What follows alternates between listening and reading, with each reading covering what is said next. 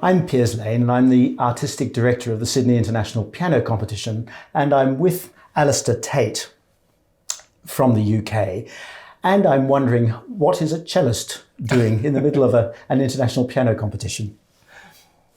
It's a very, very good question, Piers.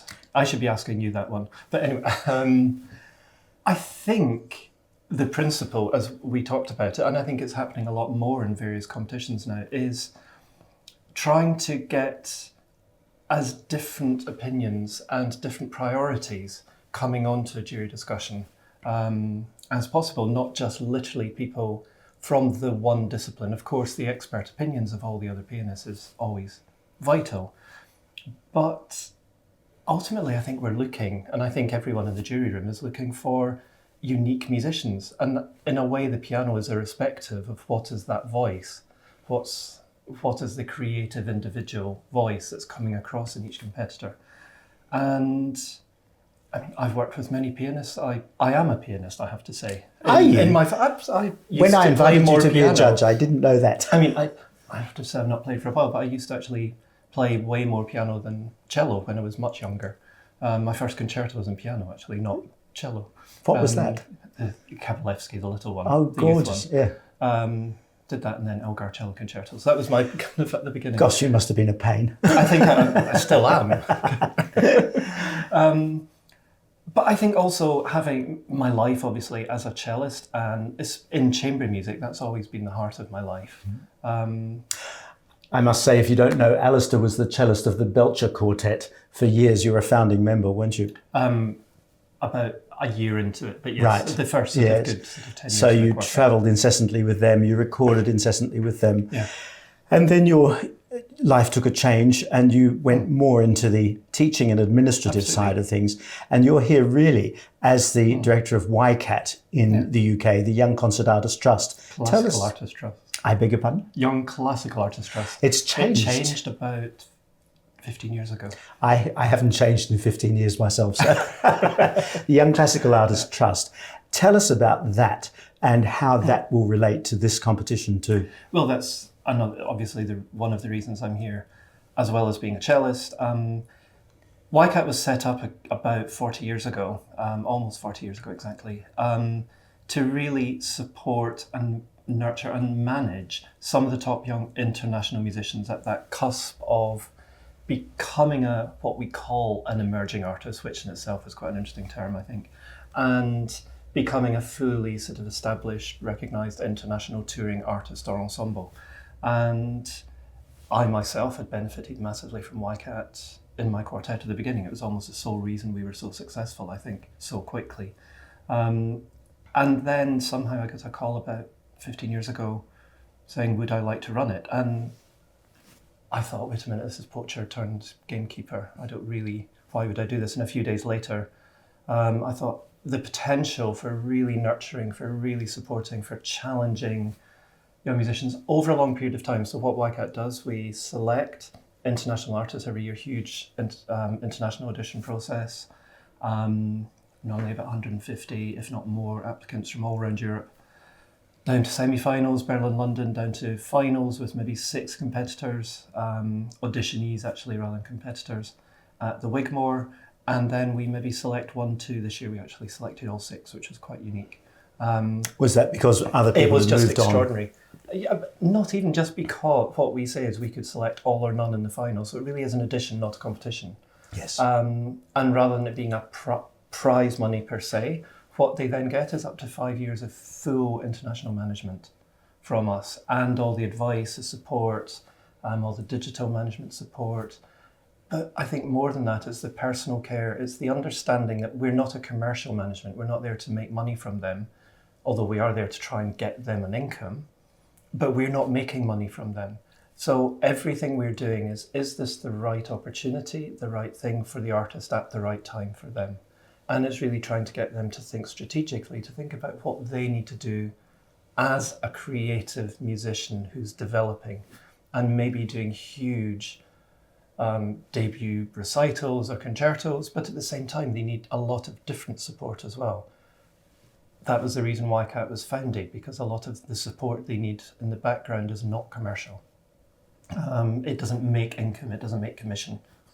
So I think my whole life, as well as teaching, still teaching a lot, doing masterclasses, all primarily chamber music, which is what I love, is all about unlocking people, whether that's through the sort of career development, artistic advice in YCAT, or working with groups. My focus is always on what is this person trying to say? Is there something getting in the way?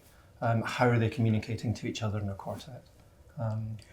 And do you find young people are more prepared for the commercial world these days than they were certainly in my day? I mean, we were never made to think in those terms at all, really. But I think that people are slightly more aware now of the need for networking and all that sort of thing. Possibly. I think, yes, they're maybe a lot more aware of certain things that they should be doing, partly because they're much more versed in the new technologies. But in terms of attitude, I think we still have to encourage people a lot more to, when you say networking, I think lots of musicians still think that's just about sending out emails. And they forget that it's actually about connections, it's about personal relationships that come first. And one of the big things, talking a lot with the jury this week, and this similar thing we're all saying is, it's maintaining this curiosity and this interest in other people. As musicians, we're meant to be curious. We're meant to be constantly looking out there and remembering there's an audience and not just waiting on people coming to us. And I would say the most successful young musicians are those who still remember that they're there for other people and are interested in other people. And for me, that's the core of networking. And then all the other technologies are how you amplify that. But yeah. Well, empathy is such a big part of musical interpretation, isn't it? We have to empathise with the composers and their intentions to start with, and then with audiences. And if you don't have that feeling for bonding with another human being in some way, connecting, communicating a message. It's Britain's Holy Triangle, isn't it? Britain used to call it the Holy Triangle. Did they? The composer, Benjamin Britten. Benjamin Britten, the composer, the performer, the audience. And until these three things are actually lined up in that really symbiotic sort of, in that moment in time, or even just how the musician is thinking in their own practice room, they still have to remember there are two other nodes in that sort of connective tissue. Yeah. And are you enjoying the competition so far? We're just starting the second round of the preliminaries at this point, and it's fascinating that I think the jury seem aware of what they feel about a lot of people, and there are very many talents, and inevitably some emerge above others, but there's a whole stack who are equal in different ways, and in a way it's great to have another round to see what you think. From the various competitions I've done, so I mean, I did Melbourne competition. I've done the jury in Melbourne, which is happening at the same time the chamber music competition. I know, it's ironic, which is the Melbourne International Chamber Music Competition. Done that a few times. In fact, you and I were on the jury. We were on the jury together in 2011, I think. But it's always fascinating. The most fascinating point for me is to hear people for the second time.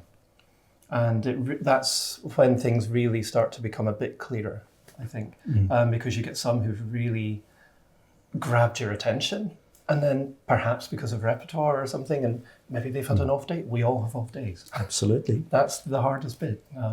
Even Andy Murray has an off day at Wimbledon, which was gutting. But anyway, and it is a bit swings and roundabouts. But what I think you see after two rounds of different repertoire, you then start to see a little more consistency in who is this artist and where are the strengths, and also how do they fit in.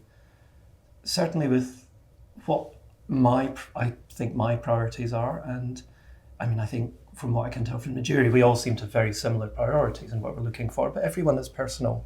Yes. So there's differences in how they weight some of these priorities, I think. Sure, and the jury here doesn't discuss what happens. You know, it's all done. The voting system means that you just put down names that you want to hear again, and we see what the majority vote is. I have to say it's an incredible voting. Just the online, there's a wonderful app that the competition has.